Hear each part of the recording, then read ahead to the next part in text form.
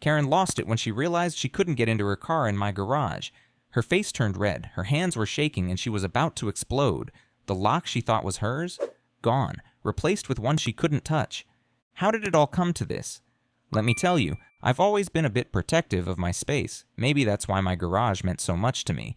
It wasn't just a place to park my car, it was my sanctuary, where I could work, think, and focus. When I moved into this house, the garage was barely big enough for a single car, let alone a workbench and tools. But I saw potential. I knew I could turn it into something special. A few years ago, I started taking on more projects, fixing cars for people in the neighborhood. The money wasn't great at first, but it was steady. I knew I needed a space of my own to get serious about it. So I bought the garage from my neighbor, an old couple who didn't care about it anymore. They were more than happy to sell it to me, and I was more than happy to pay. At the time, it felt like a small win, but it became so much more than that. The garage wasn't just a place to store tools. It became my business, my escape, my way to keep going after I lost my wife. I wasn't great at dealing with grief, but I knew how to fix things, and fixing cars gave me something to hold on to. There was always something to do, some new project that needed my attention. It kept my mind busy. At first, it felt like the garage was the only place where I could truly breathe. It wasn't just about business, it was personal.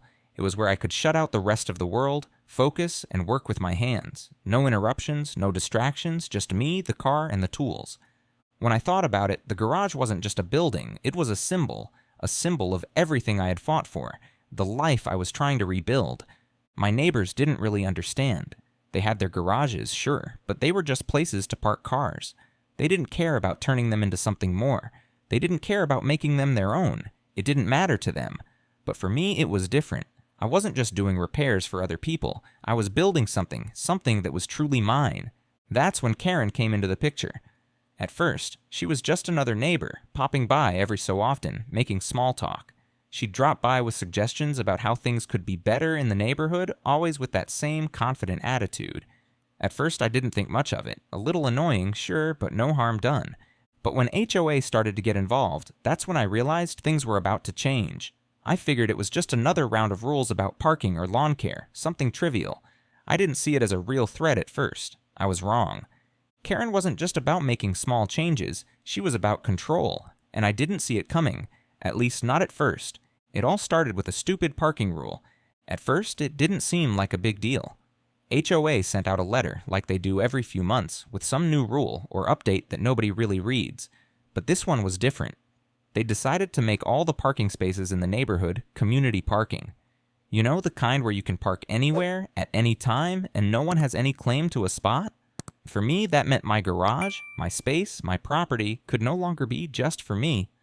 I got the letter one afternoon, right as I was finishing up a car repair. The sun was setting and I was trying to wrap up so I could call it a day.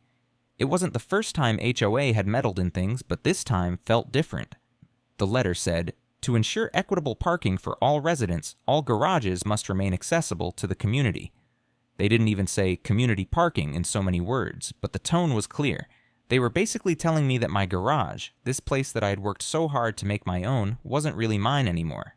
I'll admit, I laughed at first. It seemed like such a ridiculous rule. Who was going to enforce it? They couldn't just take my garage away from me, could they? But the more I thought about it, the more my stomach turned. There was something in the wording that didn't sit right. Accessible, they said, like I was just supposed to let anyone roll in there, park their car, and leave my stuff out in the open for the world to see. It wasn't just a violation of my property rights, it felt like a violation of everything I had built up over the years. I didn't think it was going to be a big fight at first, so I decided to ask around. I went over to talk to a couple of my neighbors, the ones I knew well enough to trust. I even made the mistake of mentioning it to Karen, thinking she'd be on my side. I thought maybe she'd understand. She didn't. She told me with that same smug smile of hers that the rule was for the benefit of the neighborhood, and I should just get with the program. I didn't push her on it, though. She wasn't the one I had to worry about. It was the HOA. Karen was just the mouthpiece. But that's when I started noticing the little things. She started showing up more often, acting like she had a say in what was going on. She'd walk by my garage, glance at it, then stare at the parking spots across the street like she was mentally measuring where the accessible spaces were going to be. It didn't take long before I started getting other notices, more rules, more complaints. First, it was about the lawn. Then, it was about the trees I'd planted. And then came the complaint about my garage. It was clear this wasn't just a rule about parking. This was Karen trying to push her weight around. So I did what anyone in my shoes would do. I ignored it, figured they'd get bored and move on to something else. After all, they didn't have any real power over my property, right? I was wrong. About a week later, I came home from work to find a yellow notice stuck to my door. It was from the HOA. The letter said they'd been informed that I was violating the new parking rule. The notice included a fine, but what really got under my skin was the final line. Failure to comply will result in further penalties, including potential loss of garage access. That was the first real violation. They were threatening to take my garage away, my garage. Not just telling me to park somewhere else or giving me a fine. They were making it clear that they could simply take away what I had worked so hard to keep. And that was when I knew. I couldn't just sit back anymore. The gloves were off. At first, I thought I could let it slide, you know? Just pay the fine, write it off as a stupid HOA thing and move on. But that's not how it went down. Once they made it clear that they could just walk into my life and take whatever they wanted, it was like they sensed weakness.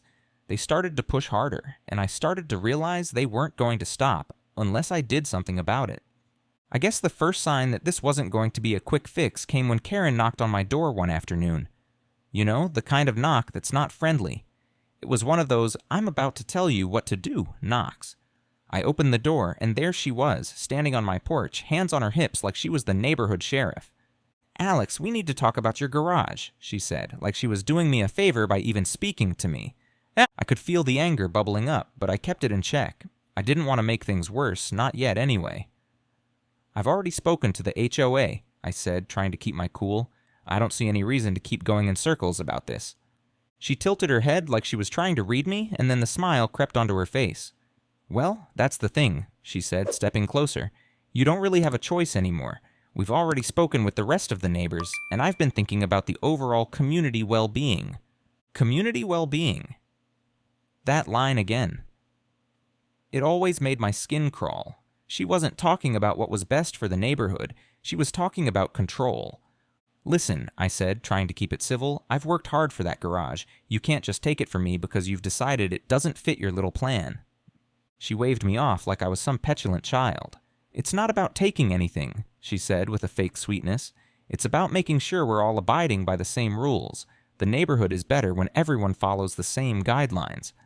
I could barely hold it in anymore. "You don't get it, Karen. It's my garage, not the neighborhood's. It's mine. I've done nothing wrong."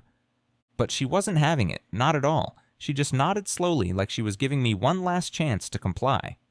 "Fine, Alex, if that's how you want to play it," she said, "but the HOA's got plans and we're just getting started." And that was the moment I knew this wasn't going to stop until one of us was forced to back down. Karen wasn't just going to let this slide. She had an agenda, and she wasn't backing off. A few days later, the next notice came. It was more formal this time. The HOA was giving me an ultimatum. Either I complied with the new rules and adjusted my garage use to fit the community parking standards, or they'd take further action. The letter was full of threats, vague enough to keep me on edge, but clear enough to show they meant business. And that's when things started to get seriously ugly. I thought it was just a scare tactic at first, but then came the next stage, the inspection. They scheduled it without any warning. One morning, as I was finishing up some work, a knock came at the door. I opened it to find 2 HOA members, clipboard in hand, standing there like they owned the place. "We're here to inspect your garage," one of them said, not even bothering with pleasantries. "Excuse me?" I asked, surprised. "What do you mean, inspect?" "The HOA is enforcing new property guidelines," the other one explained, his voice too calm for my liking. "We're required to check the garage to ensure it meets parking standards." I couldn't believe it. They were literally inspecting my private property as if they had the right to do that. I tried to tell them they had no business on my property, but it didn't matter. They just pushed right past me, walking toward the garage like they had every right to be there. I had to stop them. "Hold up," I said, blocking the door. "You're not inspecting anything, not unless I've signed some kind of agreement." They just looked at each other and shrugged. "We're doing our job, sir." It was clear they were there to intimidate me, to push me around until I gave in, but I wasn't backing down yet. So I stood firm, told them to leave, and slammed the door in their faces. But that wasn't the end of it. The next day, I came home to find the front yard full of neighbors. All of them were standing around, whispering, and then I saw Karen.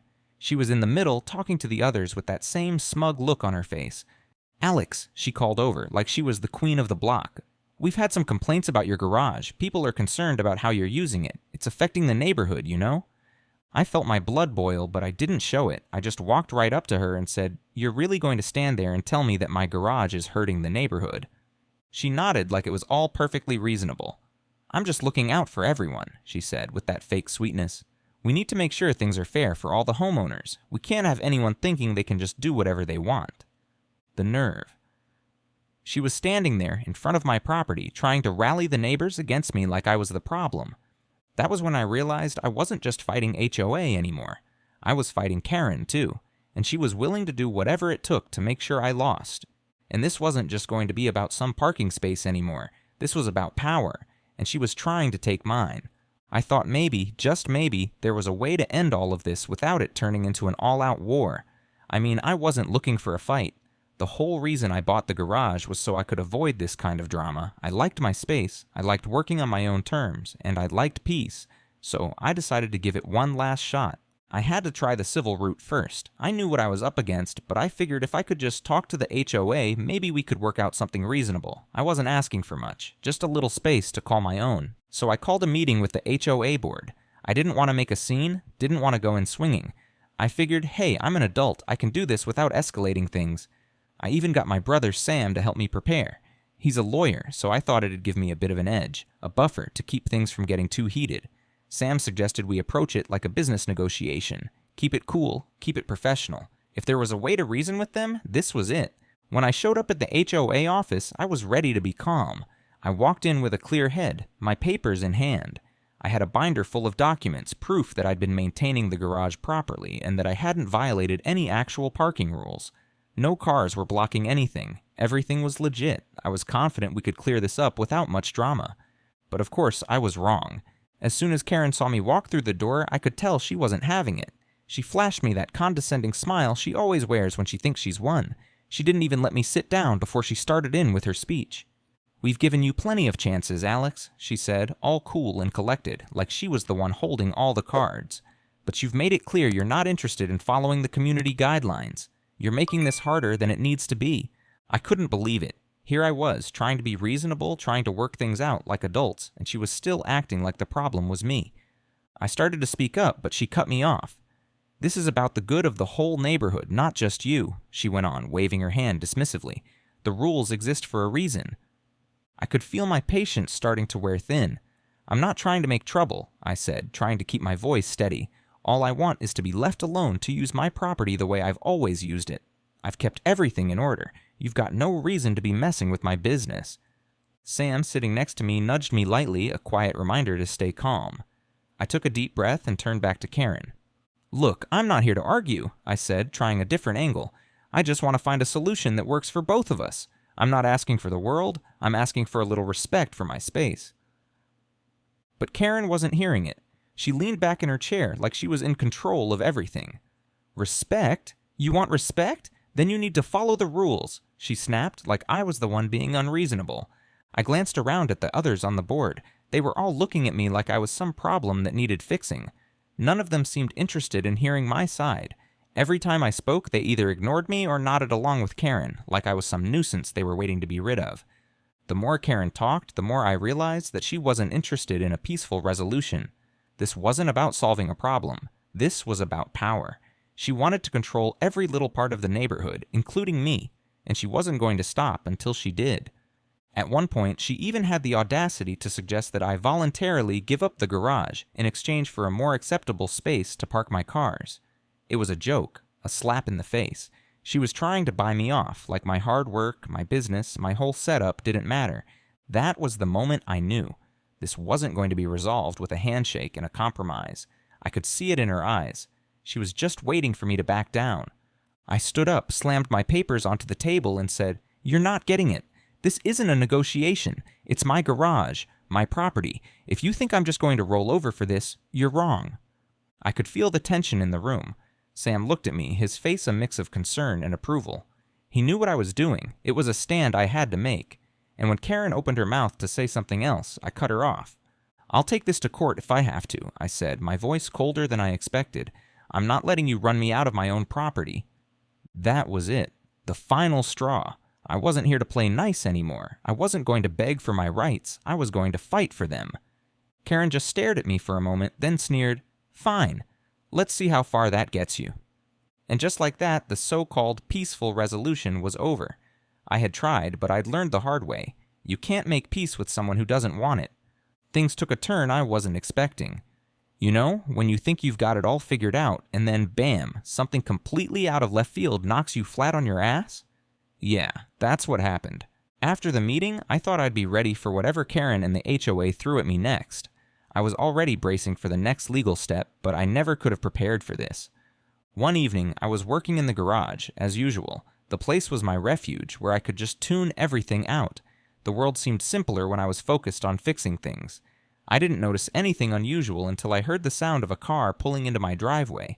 I wasn't expecting anyone. I figured it was just a neighbor, maybe checking out the parking situation again, so I didn't think much of it. But when I walked outside to grab something from my truck, I froze. There it was, Karen's car, parked right in front of my garage. The weird part was, it wasn't just parked there, it was parked inside my garage. I stood there for a second, staring at the car like I'd seen a ghost. The garage door was closed, but it was clear someone had opened it. And sure enough, there it was, the car, parked right where my tools and projects usually were. I had to think fast. I didn't know if Karen had sent someone, or if she'd just decided to take things into her own hands again. But either way, this was a clear violation of the boundaries I had set. She had no business in my garage, no business touching my stuff. I walked up to the car, and sure enough, there was no key in the ignition, no sign of Karen anywhere. But as I stepped closer, something felt off. I looked down at the floor of the garage. There, right in front of me, was a bright yellow notice from HOA taped to the floor. It was a new notice, a very different kind of notice. This one wasn't just a parking violation, this was something else entirely. It was a legal notice, a document saying that my garage was being temporarily reassigned as a shared facility for the neighborhood, and the kicker, it had Karen's signature on it. I stood there holding the paper in disbelief. My first thought was, this can't be real. But there it was, in black and white, her signature saying that my property was no longer just mine. That Karen, had officially made a move to take over. I felt like the floor was falling out from under me. This wasn't just a battle anymore. This was an all-out assault on everything I had worked for. She had gone behind my back, bypassed any kind of process, and signed my garage away as if she had the right to do that. The shock kept creeping in. I couldn't even process it at first. But then I got mad, really mad. No one had the right to come into my space like this. I stormed back into the house and grabbed my phone. My hands were shaking as I dialed Sam. I needed legal advice. I needed answers. Fast. "Sam," I said as soon as he picked up, "you're not going to believe this." I told him what had happened. I was ranting, pacing the floor, too worked up to even sit down. By the time I finished, Sam didn't even respond for a second. It was like he was absorbing the gravity of it. "Alex," he finally said, his voice calm but serious. This is bad. We need to hit them hard. I don't care what they've done up until now. This is crossing the line." As I stood there, my heart racing, the reality started to sink in. Karen hadn't just violated my property. She had faked a legal document and tried to get the HOA to back her up. She was trying to force my hand, make me comply. And what scared me more than anything was that she had the power to actually get away with it. I realized then that I wasn't just fighting her anymore. I was fighting the whole damn system. They had the power to make things disappear, to twist the rules until they got whatever they wanted. And I was just trying to protect the one thing I had left. But I wasn't going to let this slide. Not this time. I wasn't going to just roll over. Karen had underestimated me. She thought she could push me into a corner, but this was my life, my property, my fight. This was war. The moment I read that notice, something inside me snapped. I realized I couldn't just sit around and wait for Karen to walk all over me.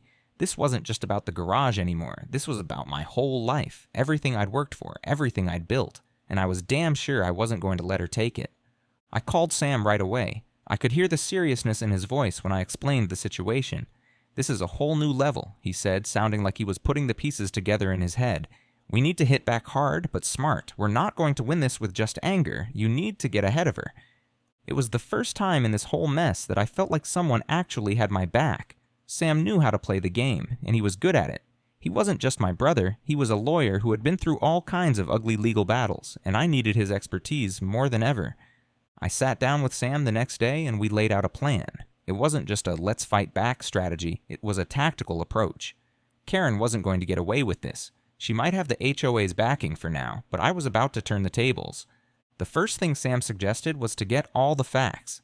We needed to know exactly what they were doing, what rules they were citing, and whether any of this was even legal. So I started digging. I pulled out every document I had about the garage, anything that showed it was my property.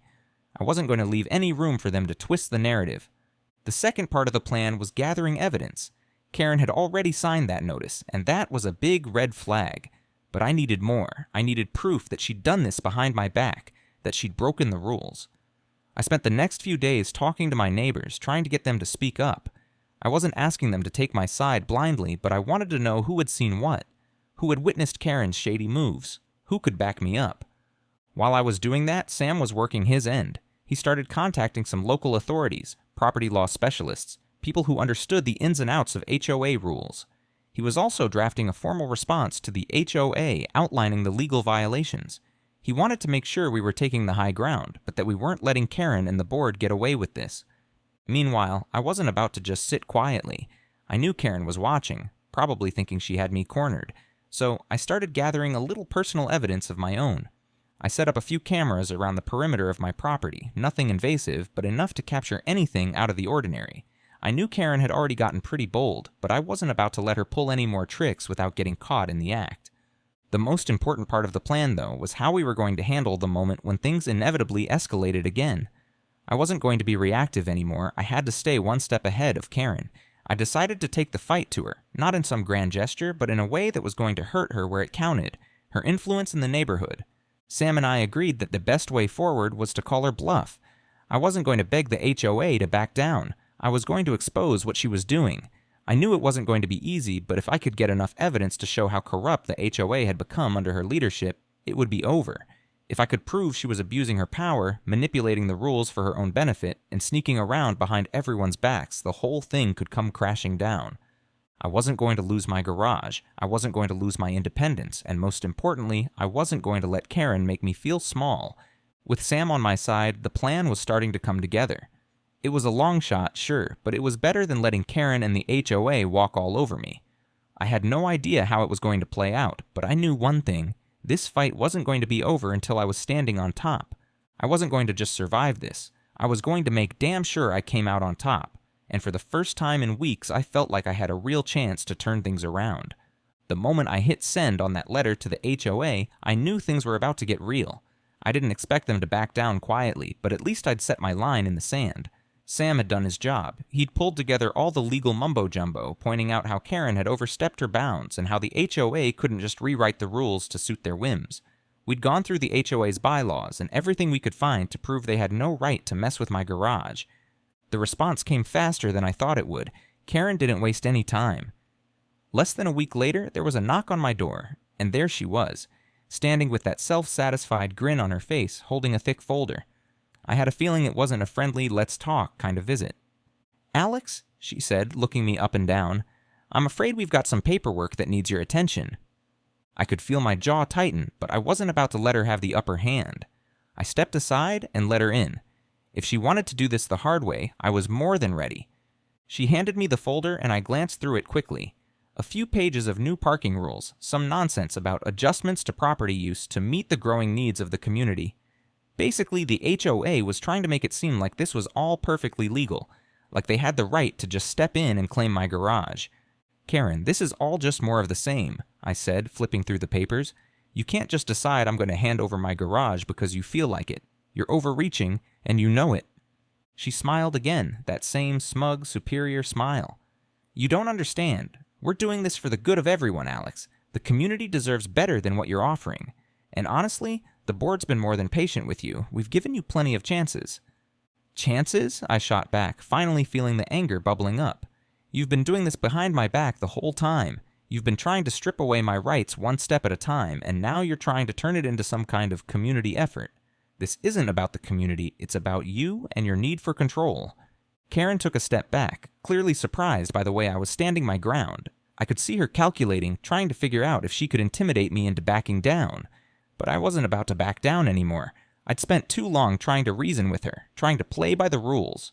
Now it was time to show her who she was really dealing with.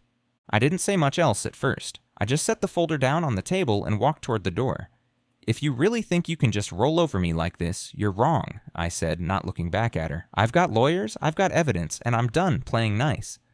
Karen didn't leave immediately. She stood there for a moment, clearly processing what I'd just said. "You don't know what you're up against, Alex," she said, her voice colder now. "We've got support. You think you're going to win this? Think again." I turned around, meeting her gaze with as much confidence as I could muster. "I'm not afraid of your support, and I'm not afraid of you. You may have the HOA in your pocket, but I've got the law on my side. So go ahead, keep pushing, but don't be surprised when I push back harder." She hesitated, then gave me a tight-lipped smile. "This isn't over. You'll see." With that, she turned and walked out, the door clicking shut behind her. But I didn't feel like I'd just lost. I felt like I had the upper hand now. I wasn't going to let her or the HOA keep controlling my life.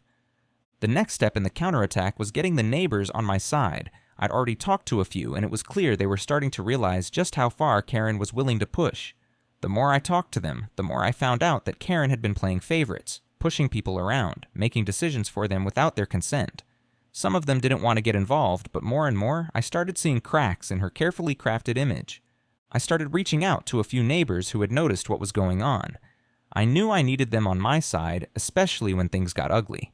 It wasn't just about me anymore. It was about everyone who lived here, everyone who felt like they didn't have a voice. I wasn't going to let Karen get away with turning this whole neighborhood into her personal kingdom. The more I got the word out, the more I realized how many people were fed up with Karen's rule. They just needed someone to stand up to her. Sam helped me draft up a letter to the HOA pointing out the obvious flaws in their claims. We were going to play this strategically. I didn't want to get too wild and burn bridges with everyone, but I needed them to understand that I was serious. I wasn't going to let them trample on my rights. As the days passed, the tension grew. I knew Karen wasn't going to just back down, but neither was I, and with the pressure building, I felt more determined than ever to finish this fight on my terms. I had the law, I had the support of my neighbors, and now I had the one thing Karen didn't, a plan that was built on truth, and it was about to hit her harder than she ever expected. Once the legal stuff was set in motion and I had enough evidence to back me up, I realized I needed one more thing to make sure this didn't just slip under the rug. Karen had been playing this game in the shadows, getting away with whatever she wanted, making decisions behind closed doors and manipulating the HOA board to push through her agenda. It wasn't enough to just have the legal side covered. I needed to expose her to everyone, get the whole neighborhood to see what was really going on. I started small. I sent out a few private emails to neighbors, just a heads up about how the HOA was overstepping its bounds and what was really happening with the parking rules. I didn't go into all the details at first, just a quick explanation of how Karen had been abusing her position. I didn't expect a huge response, but the messages started trickling in. More and more neighbors wanted to know what was going on. They'd heard whispers, but no one had the guts to say anything out loud. But this wasn't going to be enough. I had to take it further. I knew Karen was trying to control everything, including the narrative. I couldn't just stay in the background anymore. I needed to put her on blast. So I did what I had to do. I reached out to a local news station. At first, I wasn't sure how they'd react. It wasn't exactly a story about a crime or a fire or anything that usually made headlines. But I had the legal documents, the proof of Karen's shady dealings, the letter from HOA, and the signatures from a handful of neighbors who were fed up with her. I knew this wasn't just about my garage anymore. It was about the whole neighborhood. It was about making sure this kind of thing didn't happen again. I made the call. The reporter who picked up sounded skeptical at first. He probably thought this was just some neighborhood squabble, a he said, she said situation. But when I laid it all out for him, how Karen had manipulated the HOA board, used her influence to push through the new parking rules and tried to claim my property, I could hear the shift in his tone. He was interested, and that's when the ball really started rolling. Within a few days, the reporter was at my door. We sat down, and I showed him everything. The letter from the HOA, Karen's signed notice, the photos I'd taken of the garage with Karen's car parked there, and the testimonies from the neighbors. It didn't take much convincing after that. He was all in. That afternoon, I got an email from the station. The story was going to run. It wasn't a huge primetime feature or anything, but it was enough. The local news website posted the article, and a few hours later, I saw the headline. Local HOA leader accused of overstepping property rights, neighbors speak out. I couldn't believe it. My stomach flipped as I read through it. The article wasn't just about me, it was about Karen, about how her manipulation had affected so many people in the neighborhood. It was about how she had used her position in the HOA to push through her agenda, even if it meant stepping all over the legal rights of homeowners. By the end of the day, my phone was blowing up. Texts from neighbors, from friends, from people I didn't even know. Some were mad, some were shocked, others were relieved. Everyone had a different reaction, but one thing was clear. Karen's little power trip was out in the open now. People were talking and they weren't happy about it. And the best part? The HOA couldn't ignore it anymore. They couldn't hide behind closed doors or cover things up. The entire neighborhood knew what was going on, and Karen wasn't going to get away with it. Karen didn't show up at my house that day, but I could feel the tension building. She'd seen the article, of course, and I knew she wasn't going to take it lying down. But I didn't care. She could try all she wanted to spin it her way, but the truth was out. She couldn't just bully me anymore, not without everyone seeing her for what she really was. The phone calls kept coming, and the neighbors kept reaching out. A few of them even started organizing a meeting, without Karen, of course. It was like a weight was lifting off people's shoulders. They were realizing they didn't have to just bow down to whatever Karen said. She might have had the HOA's ear for a while, but now she was the one who was going to have to answer to the rest of us. It felt good to know I wasn't alone in this. The support from my neighbors, those who spoke out, those who saw what was really happening, gave me the strength to keep going. This wasn't just about me anymore, it was about all of us. Karen had tried to pull a fast one, but she underestimated just how much the community cared about their rights. And now, everyone was watching. I was no longer just fighting for my garage. I was fighting for the whole neighborhood's right to be heard. And at that moment, I knew this wasn't over yet, but it was definitely the beginning of the end for Karen. It's been a few weeks now, and things have finally started to settle down. I won't lie, it's been a roller coaster. But somehow, after all the chaos, I've found a kind of peace. The HOA never did anything more after the story hit the news. I think they were hoping it would all blow over, but it didn't. More neighbors started speaking up, showing support, even sending their own complaints about Karen's overreach. People started waking up to the fact that the HOA wasn't always looking out for what was best for the neighborhood, it was looking out for Karen. Karen. Well, Karen's not around much anymore. I haven't seen her at the HOA meetings, and as far as I know, she's lost a lot of her influence. Some of the board members who were on her side have stepped down or been voted out. It's like the whole dynamic shifted overnight. Now, people are paying more attention to what's happening in their own backyards. Literally. As for me, my garage is still mine. The papers are all in order. I've gone back to work, fixing cars, doing what I do best. The noise of the tools, the smell of oil, nothing has changed, except now I don't have to look over my shoulder every time I hear a car pull up. I took the time after all the madness to just breathe, to take a step back and really appreciate what I have. The garage, the work, the quiet life I fought to build. I can't say it hasn't been a struggle, but I've learned a lot from it. I've learned not to back down, not to let anyone take what's mine without a fight. I won't lie, there are moments when I still get a little riled up thinking about it. About Karen, about the HOA. But when I look around, when I see my neighbors walking their dogs or talking in their front yards, I realize something important. We're stronger when we stand together. It wasn't just me fighting for my space, it was all of us in a way. And that's something I hadn't fully realized until everything went down.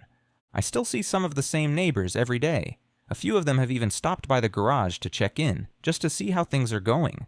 There's a new sense of community now, one that's more open, more aware of what's happening around them.